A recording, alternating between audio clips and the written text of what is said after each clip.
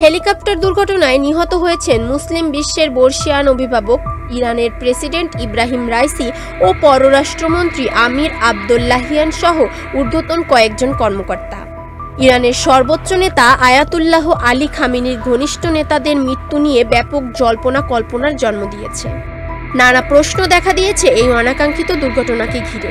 এই সময়ে সবচেয়ে বড় প্রশ্ন হচ্ছে, রাইসির মৃত্যুর ঘটনাটি নিছক দুর্ঘটনা নাকি নাশকতা। ইরানের সরকারি ব্যাখ্যায় এখন পর্যন্ত বৈরী আবহাওয়াকেই কারণ হিসেবে দেখানো হচ্ছে। ইরানের রাষ্ট্রায়ত্ত সংবাদ মাধ্যম বলেছে, ভারী বৃষ্টিপাত আর ঘন কুয়াশার কারণে ফ্লাইটের দৃষ্টিসীমায় ব্যাঘাত ঘটেছে। তবে এই দুর্ঘটনায় শত্রুপক্ষের জড়িত থাকার আশঙ্কা নিয়ে জল্পনা ছড়িয়েছে। নাশকতা বা পরিকল্পিত হত্যার ক্ষেত্রে সন্দেহের তীর সবার আগে যাচ্ছে ইসরায়েলের দিকে। তবে বার্তা সংস্থা রয়টার্স জানিয়েছে, নাম প্রকাশ না করার শর্তে ইসরায়েলের এক কর্মকর্তা রাইসি নিহতের ঘটনায় নিজেদের সম্পৃক্ততার কথা অস্বীকার করেছেন। তিনি এক বিবৃতিতে বলেছেন, এই দুর্ঘটনায় আমরা জড়িত না। ইসরায়েল কি আসলেই জড়িত? এমন প্রশ্নের উত্তর খুঁজতে গিয়ে কিছু কারণ বের হয়ে এসেছে। ব্রিটিশ প্রভাবশালী সাময়িকী দ্য ইকোনমিস্টের এক প্রতিবেদনে বলা হয়েছে, রাইসি নিহতের ঘটনায় কিছু ইরানি ইসরায়েলকে সন্দেহ করেছেন।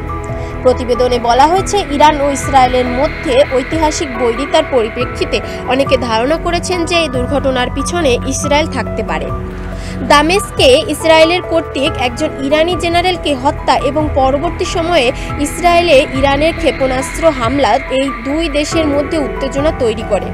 এরই পরিপ্রেক্ষিতে রাইসির মৃত্যুর পিছনে ইসরায়েলের হাত থাকার ধারণা জোরদার হয়েছে। যদিও ইসরায়েলের ও দেশটির গোয়েন্দা সংস্থা মোসাদ ইরানি স্বার্থের বিরুদ্ধে কার্যক্রমের সঙ্গে, তবুও তারা কখনো কোনো রাষ্ট্রপ্রধানকে লক্ষ্যবস্তু করেনি। ইসরায়েলের দুর্ধর্ষ গোয়েন্দা সংস্থা মোসাদকে সন্দেহ হচ্ছে। চোরাগোপ্তা এবং নিখুঁত অভিযান চালানোর জন্য ব্যাপক পরিচিতি আছে তাদের। কিন্তু বিশেষজ্ঞরা রাইসিকে বহনকারী হেলিকপ্টার বিধ্বস্তের ঘটনায় সন্দেহবাদীদের ইসরায়েলি সংশ্লিষ্টতার তত্ত্ব নাকচ করে দিয়েছেন। তারা এ ঘটনার সঙ্গে ইসরায়েলের জড়িত থাকার সম্ভাবনা খুঁজে পাচ্ছেন না। তারা বলেছেন, একজন রাষ্ট্রপ্রধানকে হত্যা সরাসরি যুদ্ধে জড়িয়ে পড়া বা তার জন্য ইরানকে উস্কে দেওয়ার চেষ্টা করা। রাজনৈতিক হত্যাকাণ্ডের পরিবর্তে সাময়িক ও পারমাণবিক লক্ষ্যবস্তুতে হামলাই হচ্ছে ইসরায়েলের কৌশলগত লক্ষ্যবস্তু। যুক্তরাষ্ট্রের হেলিকপ্টারে রাইসি, এমন প্রশ্নের জবাবে আপনি কি বলবেন? ভেঙে পড়া হেলিকপ্টারের খোঁজ মিললেও ধ্বংসস্তূপে কোনো প্রাণের চিহ্ন নেই বলেই জানানো হয়েছে। বিবিসির তথ্য বলেছে, বেল 212 মডেলের হেলিকপ্টারটি ইব্রাহিম রাইসিকে বহন করেছিল, আর যুক্তরাষ্ট্রই নাকি এই মডেলটি তৈরি করেছিল। 1979 সালে বিপ্লবের পর যুক্তরাষ্ট্রের এই হেলিকপ্টারটি ইরানের কাছে বিক্রি করার কথা নয়। সেই হিসেবে প্রায় 45 বছর পুরনো এই হেলিকপ্টার। তবে ইরানে এমন ঘটনা প্রথম নয়। এর আগেও আকাশপথের দুর্ঘটনায় প্রাণ হারিয়েছেন ইরানের বহু গুরুত্বপূর্ণ ব্যক্তি।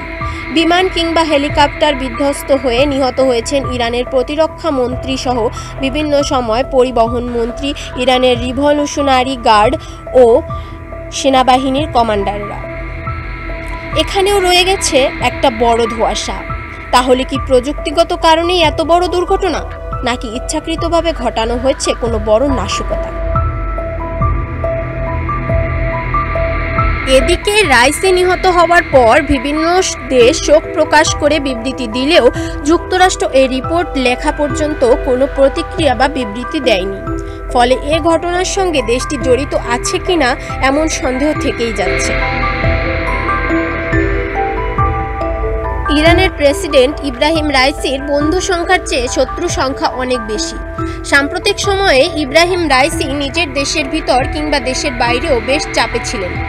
2019 সালে ইরানের সর্বোচ্চ নেতা তাকে বিচার বিভাগের প্রধানের শক্তিশালী পদে নিযুক্ত করেছিলেন। 63 বছর বয়সী রাইসির 2021 সালে দ্বিতীয় প্রচেষ্টায় ইরানের প্রেসিডেন্ট নির্বাচিত হয়েছিলেন। ইরানের দায়িত্বে আসার পর থেকেই তিনি নৈতিকতা বিষয়ক আইন আরও কঠোর করার নির্দেশ দেন।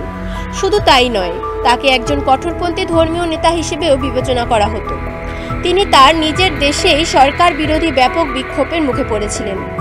আর যদি পারমাণবিক শক্তির কথা বলা হয় তাহলে বিশ্বের শক্তিধর দেশগুলোর সঙ্গে পারমাণবিক ক্ষমতার জেরে তাকে অনেক চাপে পড়তে হয়েছে। কোনো কূটনৈতিক মনে করেছেন ইরানের সর্বোচ্চ নেতা হিসেবে আয়াতুল্লাহ আলী খামেনির যোগ্য উত্তরসূরি হওয়ার জন্য নিজেকে তৈরি করেছেন রাইসি। তাকে নিয়ে রয়েছে অনেক বিতর্ক। 1988 সালে যখন ইরাকের সঙ্গে যুদ্ধ গণহত্যা চালাতে তৈরি করা হয়েছিল একটি বিশেষ কমিটি, যাকে বলা হতো মৃত্যুর দূত, তার সদস্য ছিলেন রাইসি। 2019 সালে যুক্তরাষ্ট্রের ট্রেজারি বিভাগের তরফে ইরানের কিছু সরকারি অধিকারীদের উপর নিষেধাজ্ঞা জারি করা হয়েছিল, সেখানেও ছিল রাইসির নাম।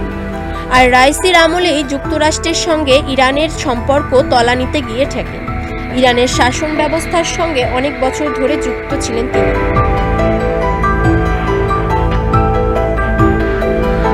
2017 সালে ইরানের প্রেসিডেন্ট নির্বাচনে অংশগ্রহণ করলেও জিততে পারেননি রাইসি। পরের বার বিপুল ভোটে জয়লাভ করেন। তার নামে যতই বিতর্ক থাকুক না কেন, ইরানের বেশিরভাগ মানুষের কাছে অত্যন্ত জনপ্রিয় নেতা হিসেবে ছিলেন তিনি। যখন তিনি ক্ষমতায় আসেন তখন ইরান ছিল গুরুতর অর্থনৈতিক সমস্যায় জর্জরিত। সেই দুঃসময়ে ইরানের হাল ধরেছিলেন তিনি। গত কয়েক বছর চীন আর রাশিয়ার সঙ্গে পররাষ্ট্রনীতি আরও জোরদার করেছেন। ইউক্রেন যুদ্ধের পরিপ্রেক্ষিতে দুই পরাশক্তি যুক্তরাষ্ট্র আর রাশিয়ার উত্তেজনার মাঝে রাশিয়ার সঙ্গে সম্পর্কটা আরও পাকাপোক্ত করেছেন তিনি।